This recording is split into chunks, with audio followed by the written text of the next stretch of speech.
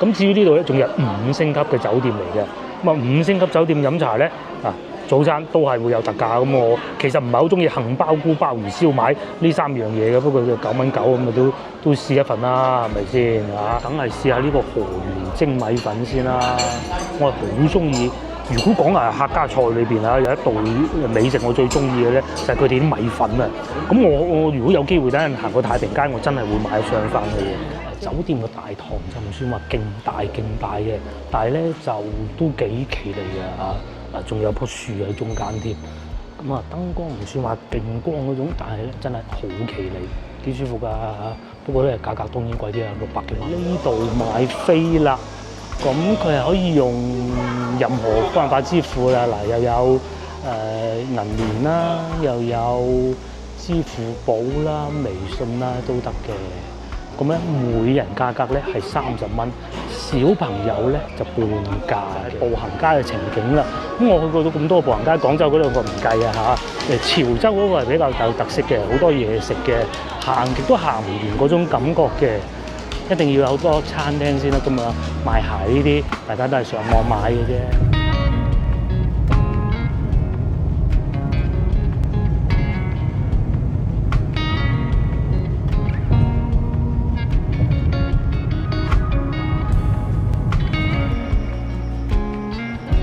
各位觀眾早晨，我而家所在位置咧就係惠州嘅，咁喺高速公路上邊。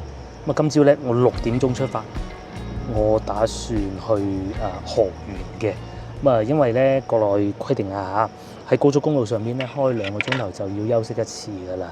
咁而家差唔多2個鐘啦，我嚟到呢個服務區休息一下。既然嚟到服務區，梗係充下電啦。咁而家呢個時段咧，仲爭幾分鐘啦，而家仲未夠8點，8毫子嘅啫。咁但係一到夠8點咧，就超過1.2蚊㗎啦。另外，大家應該聽過一個牌子叫蔚來咁咧佢哋咧主打係玩換電嘅。咁前邊呢個咧就係佢哋換電嘅地方啦。大家見到點解關晒門嘅？其實咁嘅，有幾個原因。第一個可能係真係工作人員不在佢係可以自己換電嘅，即架車。首先你喺高速公路上邊預約咗，或者安全嘅地方預約咗先啦。咁佢喺佢自己嘅 app 咧係會睇得到有幾多人排隊嘅。而家好明顯係冇人排隊啦。佢嚟到咧就直接入去嘅車，去到嗰個位感應到，咁佢就會入去換得到電㗎啦。於呢邊咧就係服務區。咁服務區即係咩意思咧？先頭我都講過啦，係一個大家休息下、上下洗手間啊、加下熱水嘅地方。咁因為咧今朝我出嚟實在太早啦，我6點鐘就着車啦。一路暢通無阻，我都未試過行高速行得咁爽嘅。我先頭行嗰個高速咧叫廣河高速，廣州同埋河源啊。呢條高速咧亦都唔係好麻煩，係好好行嘅一條高速嚟嘅。至於服務區，當然亦都會有加油站啦。好少會小車喺度加，唔係喎，都有一部㗎嚇，唔好意思。佢通常係會貴少少㗎但係喺呢個位置睇唔到幾錢咯。於呢度咧就係佢哋呢個餐廳啊，有人都要食下嘢㗎嘛，有幾個嘅，有啲佢未必會開㗎，好似呢啲咁佢咪唔開咯，係咪？但係前面呢個超市都係開嘅。呢個咧就叫做二節，即係其實係佢哋高速服務區嘅做嘅便利店嚟㗎。咁樣啦，亦都會有啲手信賣咁啦，又或者會有一啲呢啲自助嘅咖啡機啦。價格你話平唔平都唔平啊！高速咧可能反光睇唔到我見到最平嘅美式咖啡係13.8蚊咯。咩數碼咧佢就會走一杯出嚟㗎啦。再往前行咧就已經係呢度仲有免費開水嗱，睇見啦所有高速服務區咧都要有呢個服務嘅，除一個洗手間、一個停車同埋熱水咯，都要有。只要我先去下洗手間先啦。咁點解帶大家嚟呢度睇下咧？其中一個我梗係要去洗手間啦。另外一個咧，原來越嚟越多港車北上啊嘛。揸車喺廣東省內遊玩咧係一個好開心嘅事情嚟嘅。揸住部車周圍去，我之前曾經見過有一次咧。係喺芳村嘅時候咧，咁嗰度有充電站㗎。我見到部香港嘅 Tesla 喺嗰度充電。接落嚟咧就帶大家睇下喺高速服務區充電係點玩嘅。先咧，我哋會下載一個 app， 又或者喺微信小程序裏邊咧揾到一個小程序啦嚇，應該就叫做順易充，係呢個啦，順德嘅順，易容易嘅易，充電嘅充。最初我睇見呢個名咧，我以為係順德佢哋自己做嘅一個充電站，其實唔係，佢咧幕後大佬啊，唔係佢個老闆咧，其實就係南方電網咁就係巨型嘅公司嚟㗎啦。個 app 咧，佢喺無論喺市區又好啦，廣州市啊至少，又或者我哋喺大灣區好多地方都可以揾得到㗎。幾乎我去過好多城市都會見得到，我都好中意用呢個 app 嚟充電㗎。佢唔算話勁平，但係咧就網點夠多啦，因為咧始終好多時候講得難聽啲就叫政績工程啦嚇，講得好聽啲咁你係要發展㗎嘛，係咪先？發展就是硬道理啊嘛。咁所以咧通常我都會用呢個 app， 即係除咗喺廣州以外我都會用呢個 app 嚟充電㗎咯。就係呢個啦嚇，呢個咧就係南方電網嘅標誌嚟嘅。咁其實當然係其他 app 都得嘅，譬如話喺廣東省內仲有個叫雲充但係會少啲咯。南方電網一定係最多嘅。咁咧殘晒㗎啦，用到咁你唔使理呢啲嘢，打個 app 咧直接掃呢個曲咁就得㗎啦。一掃完咧，佢就話俾你聽幾多錢咁樣嘅咯。而且指引都幾方便。因為我今日開出嚟呢部車咧又竟定係油電混合啦，開幾百公里咁樣唔得㗎嘛，開部純電真係一路充住電去咩？咁油電混合嘅好處都唔需要我多講啦。佢嘅壞處就係個電池係比較細咯，所以咧其實充唔充電都作用唔大，咁充下啦。既然都嚟到，佢個好處咧就係慳電啦嚇。哇，咁都得㗎喎！佢竟然跳咗窗嚇，會唔會係因為夠8點鐘咧？佢幾乎冇充過咁滯嘅。好彩我唔係等佢救命啫。我亦都有可能係因為我係油電混合嘅原因啦。佢哋高速公路咧其實唔係好中意油電混合嘅車咧。喺度充電嘅，唔壓鬼住佢個位。咁點解我而家充咧？其實就係真係隔離冇車充，咁就充啦，係咪先？入少少內都好嘅。講下用咗幾多油啊？度咧有個 app 係睇到㗎啦。我咧今日出嚟嘅時候咧，因為呢個油箱入滿咧係51升油㗎，下邊咧剩翻41升啦。咁然之後咧個電咧係入到滿我先出發㗎。唔滿得50幾公里嘅啫，咁咧就電就用咗40公里左右啦。然之後總共行駛里程咧151公里用咗，咁然之後因為電咧眾所周知喺高速公路上邊咧，其實損耗係幾大嘅。咁我哋假設如果係10公升油行151公里嘅話咧，計下先嚇，10升油以而家嘅油價係呢個價錢嘅，之後除翻落嚟每公里哇都幾貴喎，5毫3子喎。咁另外咧，啱啱喺我講緊嘅時候咧，大家可能已經睄到又跳咗窗啦。一就係油電混合唔好嘅地方啦，佢可隨時可能跳窗嘅。咁同埋先喺我左手邊咧有部車Tesla，咁佢喺度搞下嗰個先生，我唔記得佢係走定係褪咗個隔離咯。咁所以大家翻到嚟以後充電咧，第一唔好搞到咁極限。如果你係純電車嘅話，真係唔好搞到咁極限，冇彎轉真係唔掂嘅。第二就係隔離有個倉將再試下充咪得咯。咁至於我，因為我唔需要一定要有電我先行得噶嘛，咁我唔等啦，我繼續行。休息20分鐘已經足夠啦。所以各位觀眾雖然可能唔係好多但係如果咧你港車北上翻到嚟遊玩，譬如好似我咁今日上去河源喎，你係純電，因為香港應該係油電混合嘅車唔多嘅。純電嘅話，如果 Tesla 你係行500幾公里嘅高速，行得300，梗係充一充穩陣啲啦。尤其而家朝頭早咁平，記住唔好搞到咁極限。我就深有體會，因為我即係咁多年我都係開電車，我冇乜點開過油車嘅啫。嗱好啦，廢話少講啦，而家過到去河源都仲有差唔多1個鐘頭㗎。我哋出發去到停低部車，再同大家慢慢講。咁我嘅計劃咧就去個靚啲嘅茶樓嗰度飲早茶，據說係嗰度最好嘅。1分鐘就唔得啦。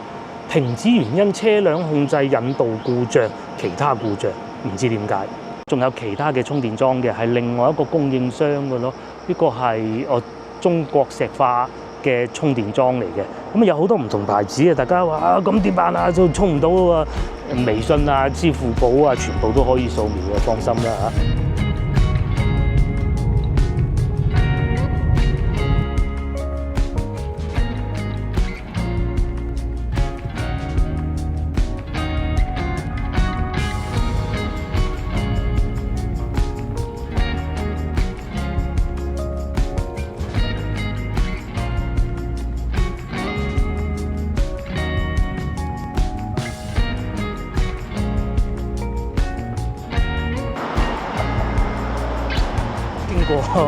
足足差唔多3個鐘頭，係有3個鐘頭啊嘅車程咧，我就嚟到河源市中心啦。咁呢度咧就叫源城區，河源個源啊。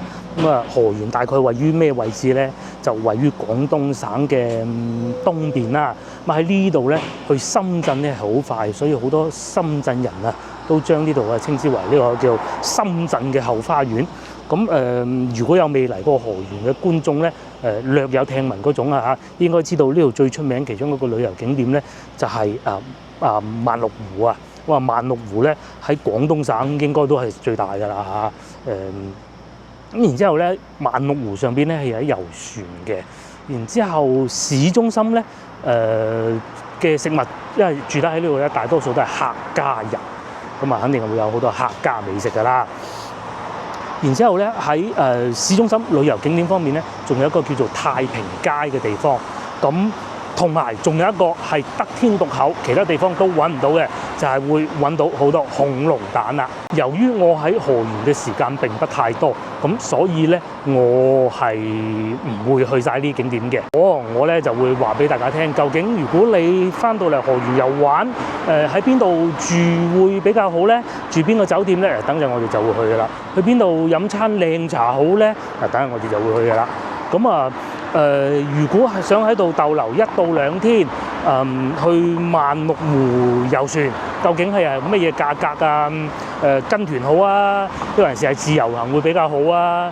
其實我就會比較推薦大家自由行嘅，因為如果你好似我咁有車咁啊最好啦，最完美啊！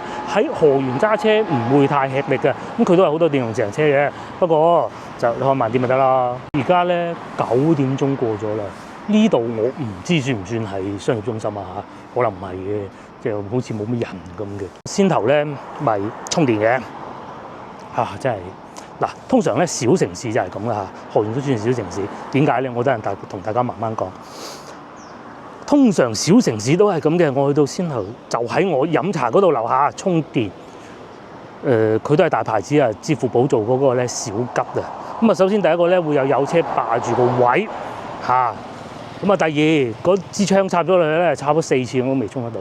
咁可能佢壞咗啦嚇，唔知點啊。好多嗰啲滴車喺度等啊。咁冇辦法啦，咁咪就係去第二個地方咯，就去咗另外一間酒店。喺呢度咧，我揾到資料咧，有3間酒店都係唔錯嘅。不過因為咧呢度係主要以旅遊業為主啊，咁所以咧佢哋啲酒店咧其實唔平㗎，但係又唔係話好差嗰種喎。譬如話希頓都有，希頓寬頻酒店都有喎，但係咧平均都要成400蚊㗎。咁河源呢度咧，河源唔屬於大灣區㗎，咁咧。佢嘅經濟咧，就係 GDP 咧，其實真係唔係好高。我琴晚查過資料啦。嗱，話說喺大灣區有9個城市，咁啊廣州、深圳嗰啲唔講啊，嗰啲5位數嘅億、萬億係嘛？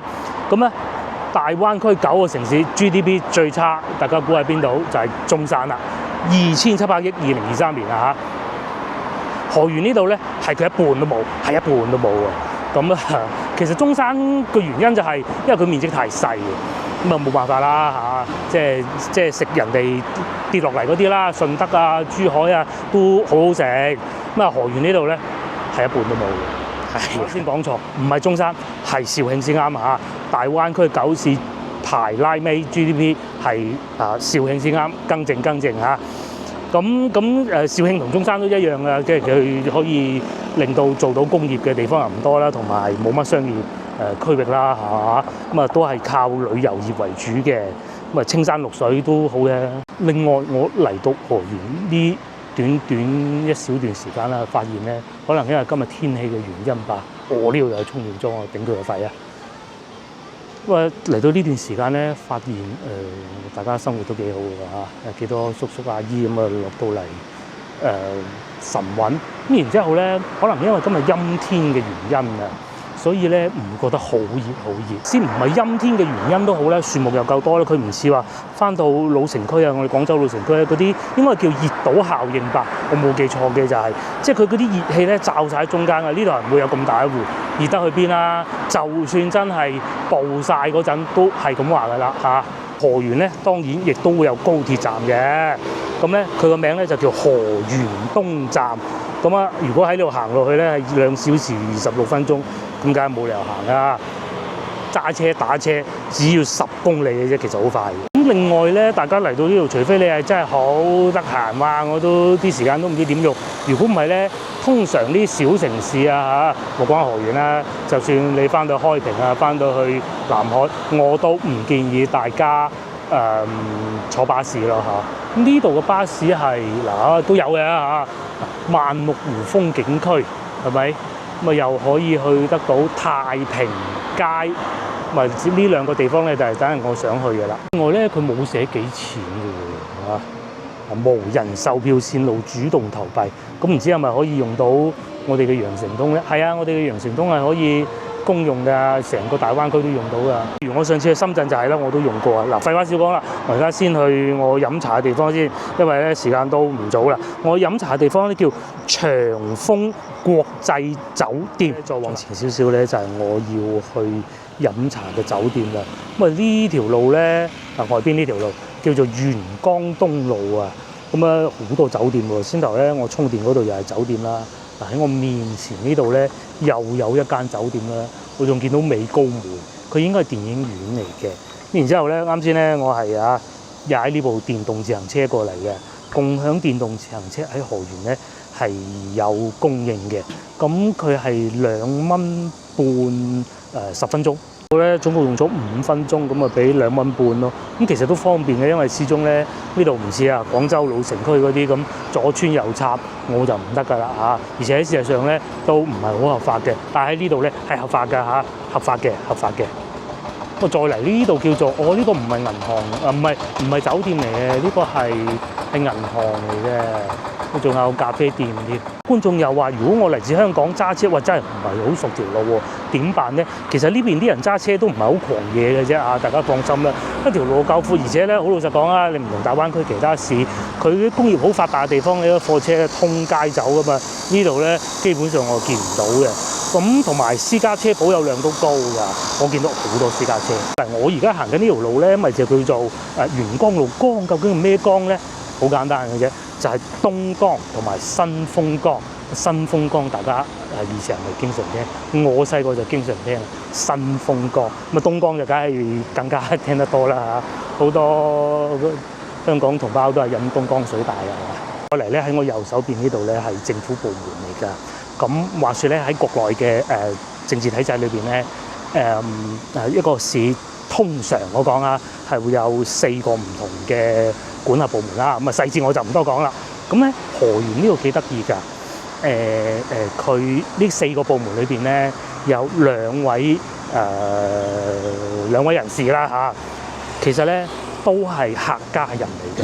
咁我覺得其實幾好㗎。譬如好似我哋廣州嗱，因為國內嘅政治體制咧係不能夠本地人做翻本地嘅官嘅，幾乎未聽過嚇，都係由外地人嚟負責㗎。佢規定咗係咁嘅。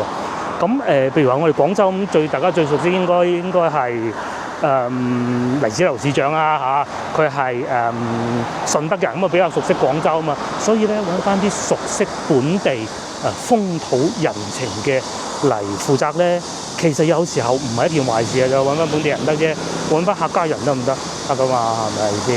有2位都係啊，4個着咗一半都係，而且佢哋都係廣東省人嚟嘅。都好多電動自行車可以租，又多一個牌子嘅啦。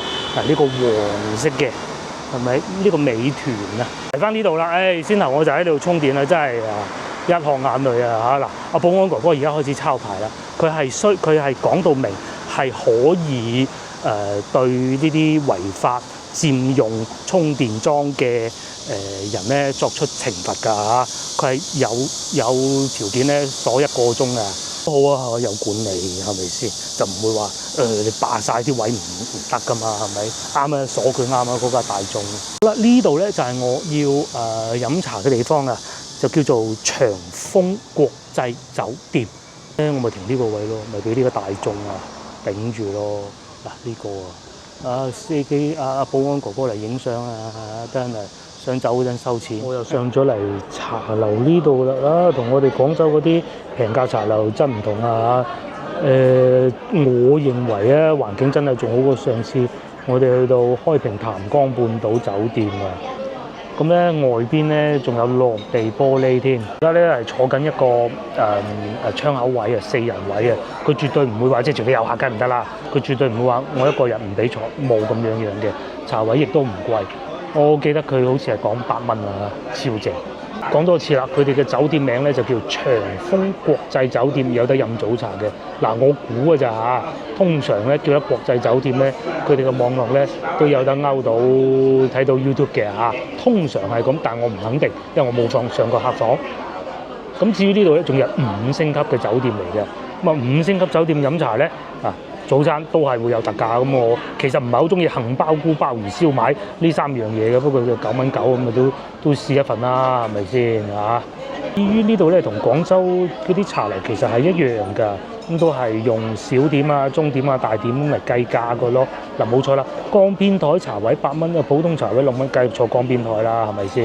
食物方面咧，好老實講，其實同廣州嗰啲大同小異。不過我咁講，應該飲茶其實都係大同小異㗎啦嚇。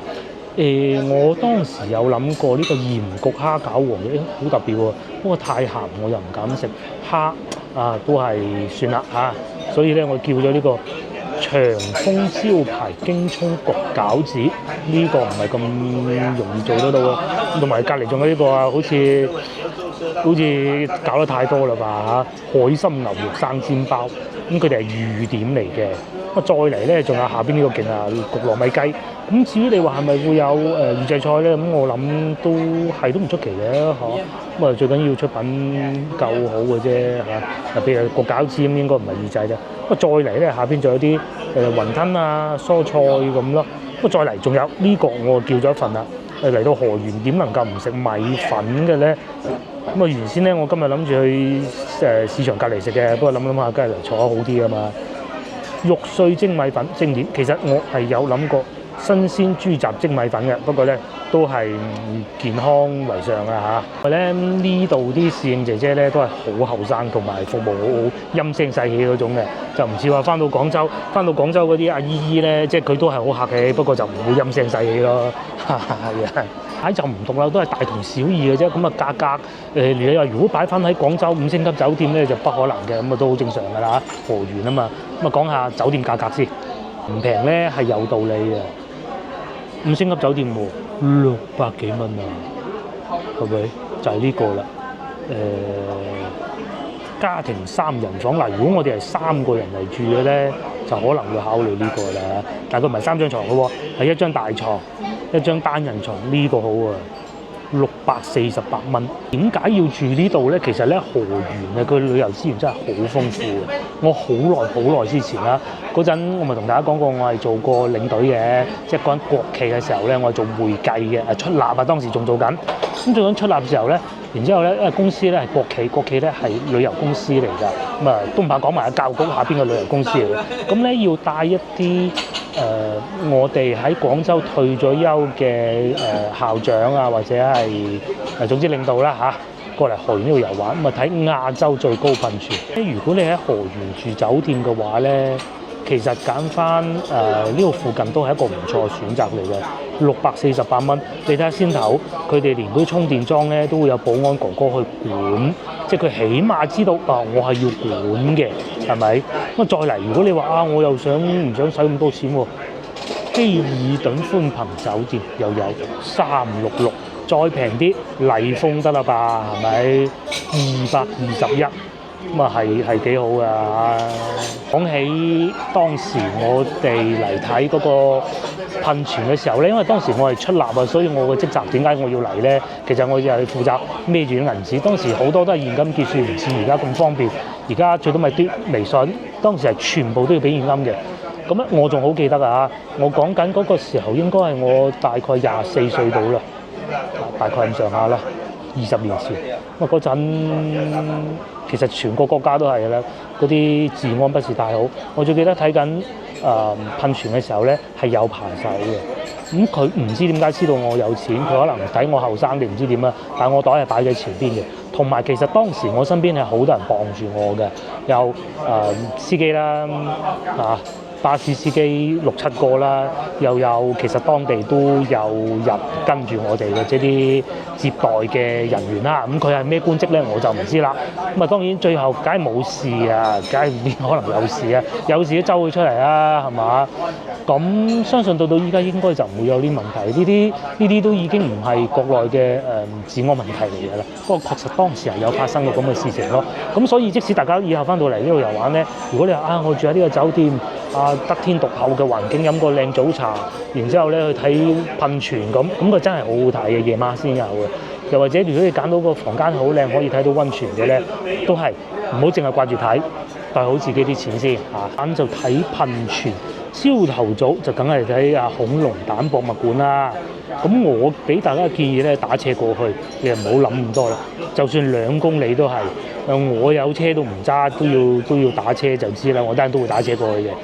咁啊，當然亦都會帶大家去睇下究竟睇恐龍嗰度係點樣啦。咁睇完恐龍之後咧，就再去萬綠湖睇睇咁嘅。基本上咧就係我嘅行程啦。咁如果喺河源嘅話咧，最主要就呢3個景點咯。河源城區咧，第一個就係恐龍博物館啦，第二個就係喺我哋酒店附近嘅太平街啦，大概呢個冇錯，大概呢個位置嘅。步行23分鐘，同埋萬綠湖咯。萬綠湖我應該會擺到最後嘅。我睇完萬綠湖咧就走啦。咁同埋就必須要同大家講清楚啊！我都係唔會入去嘅，因為時間緊迫，我仲要翻去惠州啊！好啦，等嘢食。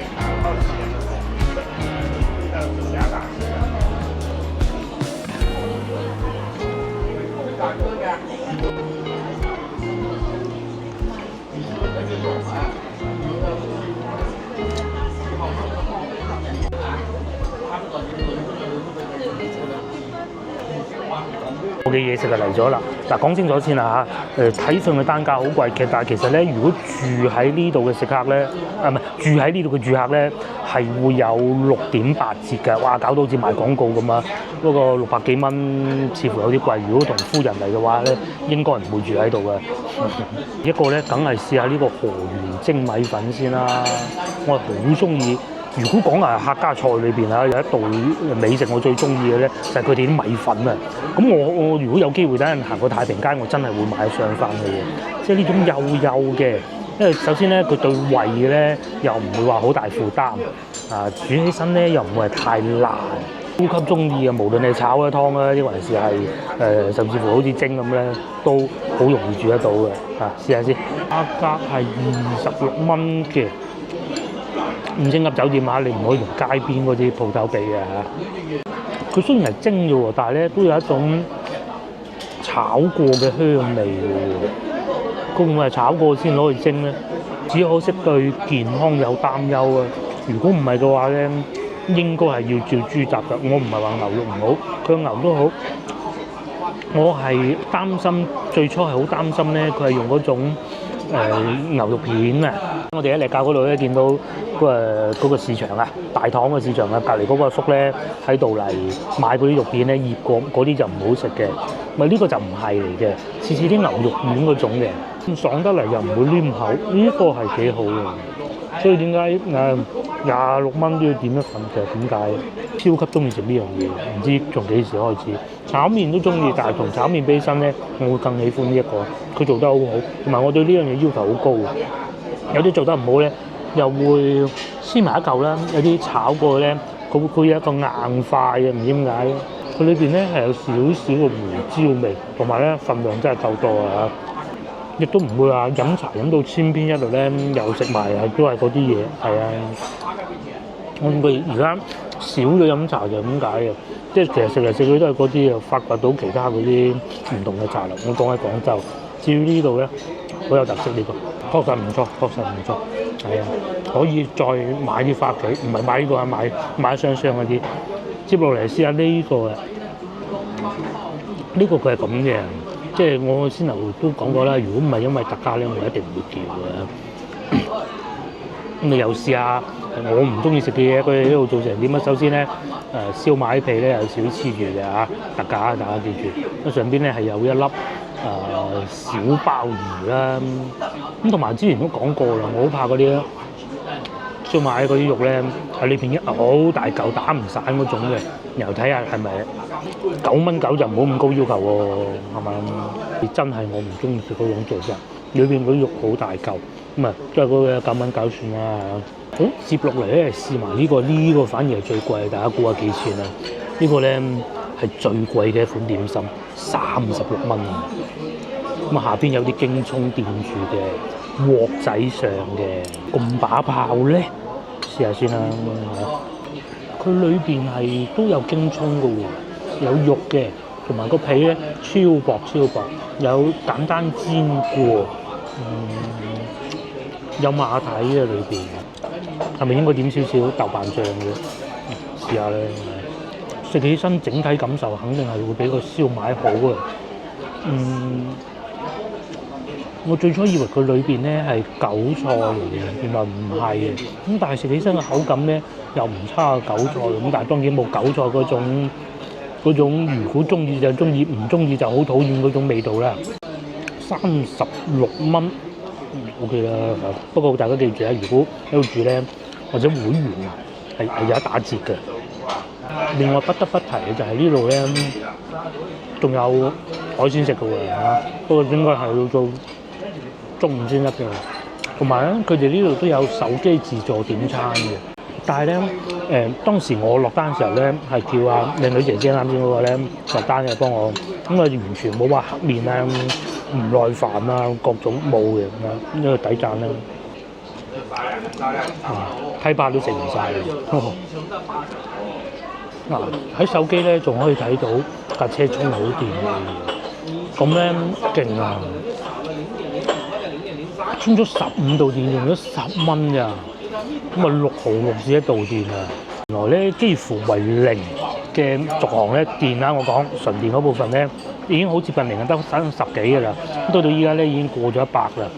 咁啊用咗10蚊咯，即係圍到1公里毫幾字啦嚇，係啊。咁啊，所以咧各位觀眾以後如果翻嚟充電有得揀，我講有得揀嘅前提之下，盡量用翻南方電網順義充呢個牌子咧，幾好嘅嚇。我繼續食啦，食完之後咧帶大家睇一個大堂咁啊，然之後我攞翻部車停翻好，因為唔好塞住人哋充電嗰個位。咁然之後咧就再去睇下恐龍博物館啦嚇，打包最終埋單咧係84蚊嘅，咁啊大量打包啊嚇，嗰個粉邊係食得晒嘅。酒店嘅環境啊，咁其實咧呢度先啦。呢個咧係上客房嘅客梯嚟㗎，咁喺客房咧係可以直接落到嚟飲茶呢度嘅咯。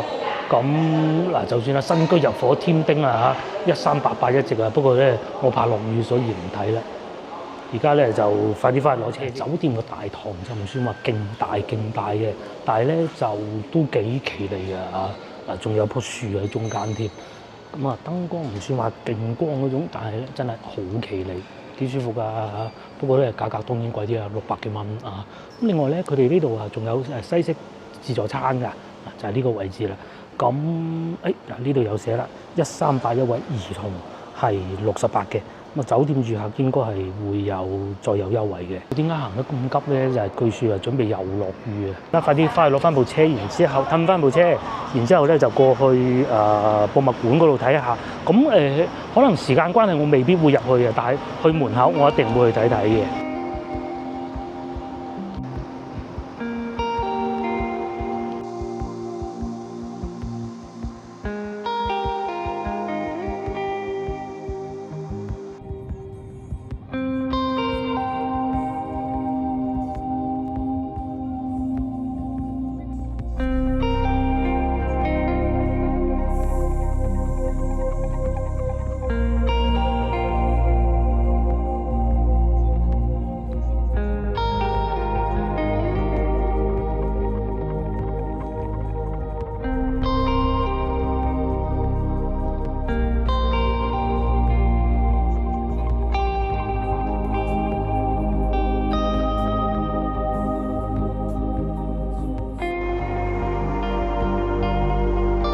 好啦，咁啊經過10分鐘都冇嘅車程啊，我就嚟到河源恐龍博物館、恐龍蛋博物館啊。咁咧先頭咧我係咁嘅，我冇揸車過嚟啦，架車停住喺嗰度就算啦。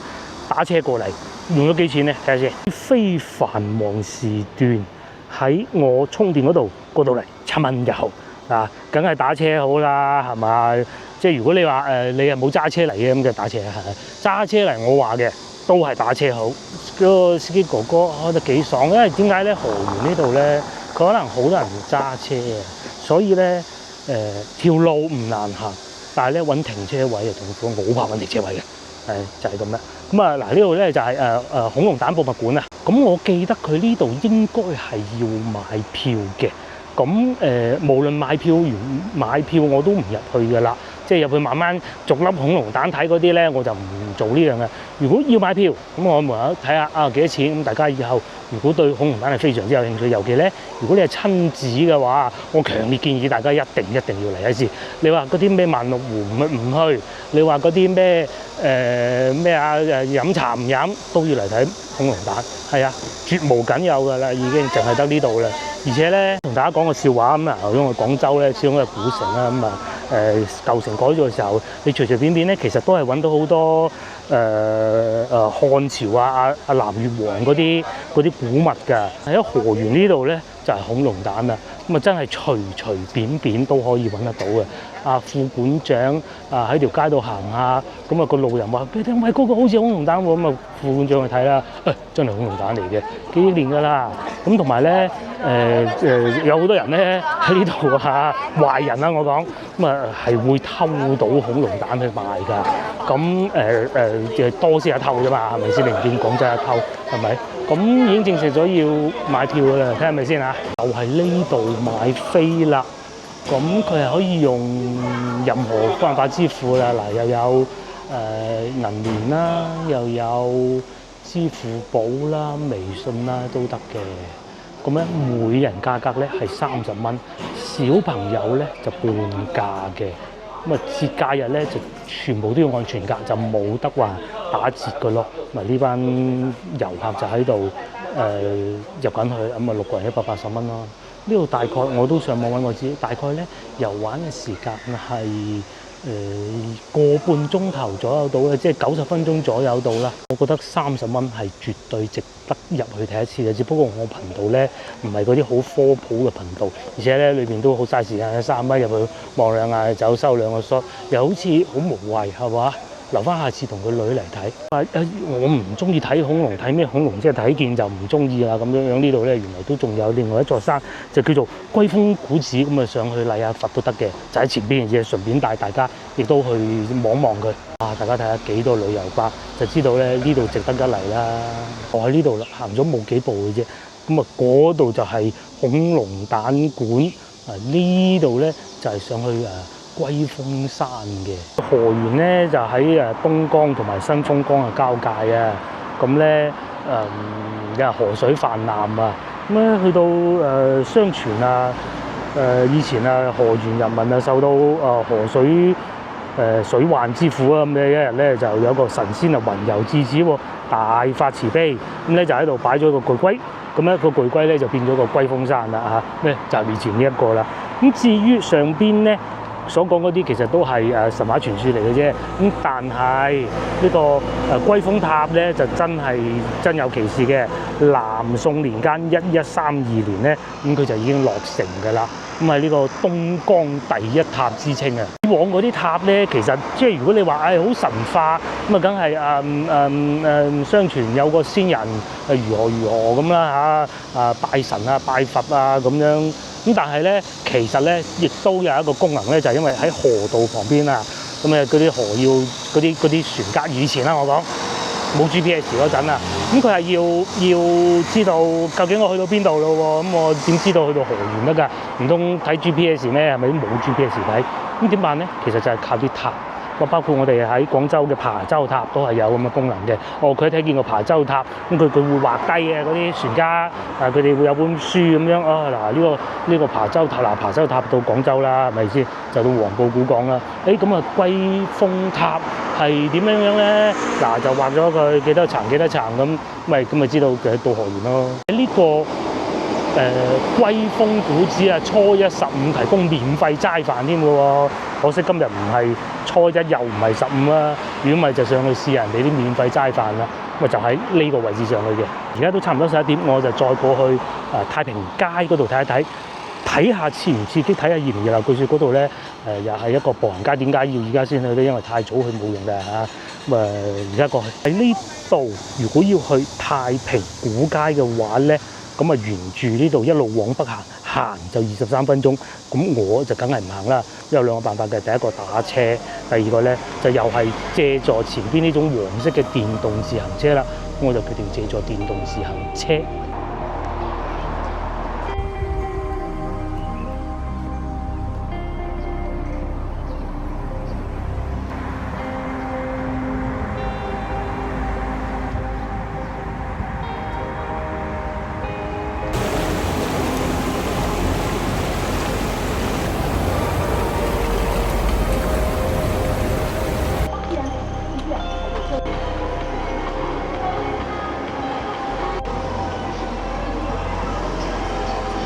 好啦，又經過10零分鐘嘅電動自行車行程啦嚇，我嚟到呢個叫太平古街嘅地方。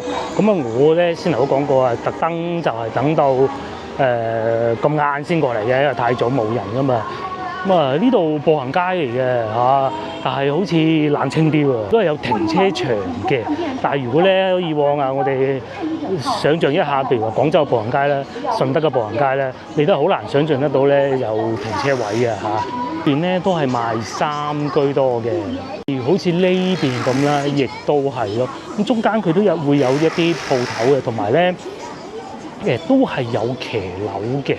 呢啲咧就係以前啲騎樓沿用至今嘅咯，但係下邊就好似上下九步行街嗰啲咁樣賣衫嘅，中間啊賣下彩票咁啦。咁我覺得大家睇下喜唔喜歡咯。各位遊客如果翻到嚟嘅話，如果夜晚想再花時間過嚟呢度，有冇必要咧？朝頭早我覺得完全冇乜必要啦。大家睇見個樣就知啦。要揾嘢食又冇揾嘢食，唔通你食冰糖葫蘆咩？買衫買鞋啊，不必啦吧？都唔會有呢啲好有特色嘅嘢啦。嗱，就算呢啲咁樣，唔通你買個籮翻去咩？係咪先？睇下影張相，咁咪淨係得個睇咯。而且呢啲影相好似唔係太好嘅。呢個就係步行街嘅情景啦。咁我去過到咁多步行街，廣州嗰兩個唔計啊嚇。潮州嗰個係比較有特色嘅，好多嘢食嘅，行極都行唔完嗰種感覺嘅。一定要有好多餐廳先得㗎嘛，賣鞋呢啲大家都係上網買嘅啫。啲樓價方面咧，我亦都唔帶大家睇。其實先頭咧喺飲茶嘅時候咧，我哋亦都睇過㗎。咁咧一手盤啊，唔係講嗰啲未落成喎，即係賣緊嗰啲啊嚇，未落成嗰啲你唔好買啊。賣緊嗰啲已經開咗盤嗰啲咧，原城區呢度大概係5000蚊1平方米度啦，係全新嗰種啊嚇，好新嘅，未住過一手樓。咁反而咧，二手嘅價錢咧，其實都差唔多，但係有個問題就係咁嘅，因為一手樓咧，佢政府係會有限價嘅，但係二手咧就即係佢寫咁多啫，係咪先？咁最尾點樣交易嘅話，係你同業主嘅事情嚟㗎嘛，大概都係5000蚊到。咁實際成交我估4000零啦嚇，靚嗰啲一手樓，有電梯啊，有花園嗰種喎。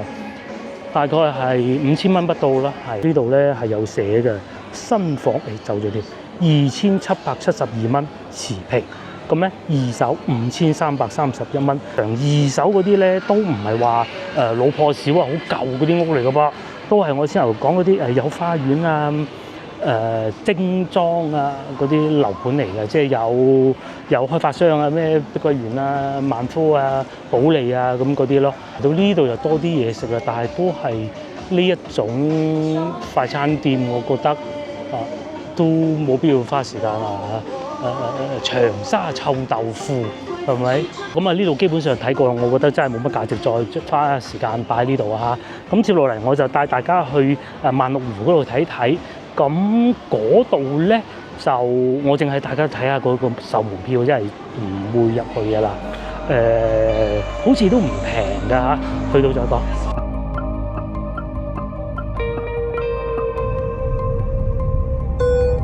向右前方行駛。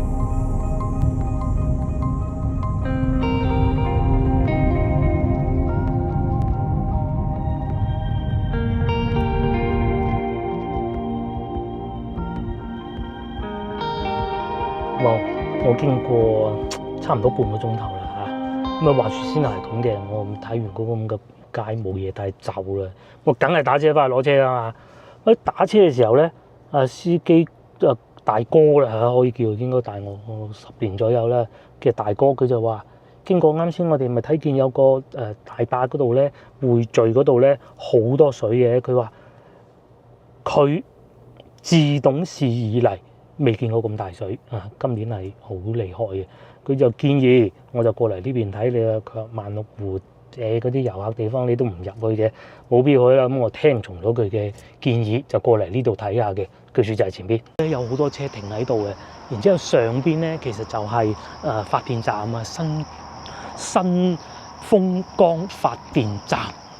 咁然之後前邊咧就有啲村民喺度種下菜咁啦。應該前邊呢度咧就係睇佢哋話發大水嗰度啦。咁其實原先最初我有諗過放無人機啊，但係睇見上邊咁多嗰啲高壓線都係不必啦。唔知會唔會因為呢度有個咁勁嘅水電站啊，咁所以咧佢哋呢度充電特別平，係有原因㗎。譬如好似我哋去台山都係一樣㗎。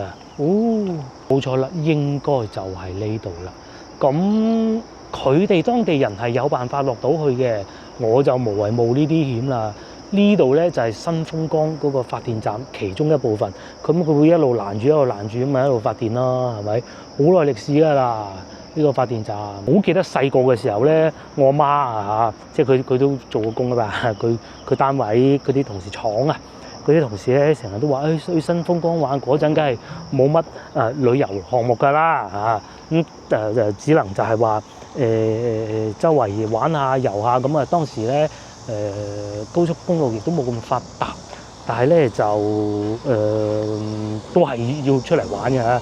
咁聽佢哋講咧，就好多時候嚟到新豐江呢度。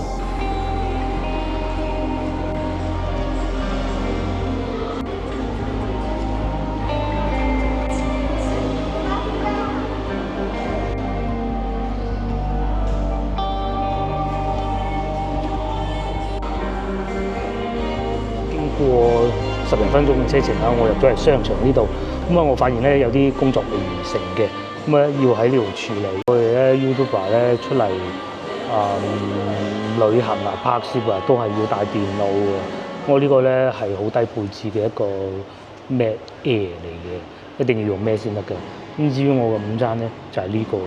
如果有時間又或者個胃容量係夠嘅咧，一定係喺先頭裏邊嗰啲農家菜裏邊食嘅。可惜因為今朝咧嚟到嘅時候咧，我已經太晏啦，10點鐘先開始食早餐，而家12點半又食午餐，好辛苦㗎，係嘛？咁啊河源呢度咧係幾舒服嘅，佢好慢嘅節奏，即係星巴克啲梗係使得錢多啦。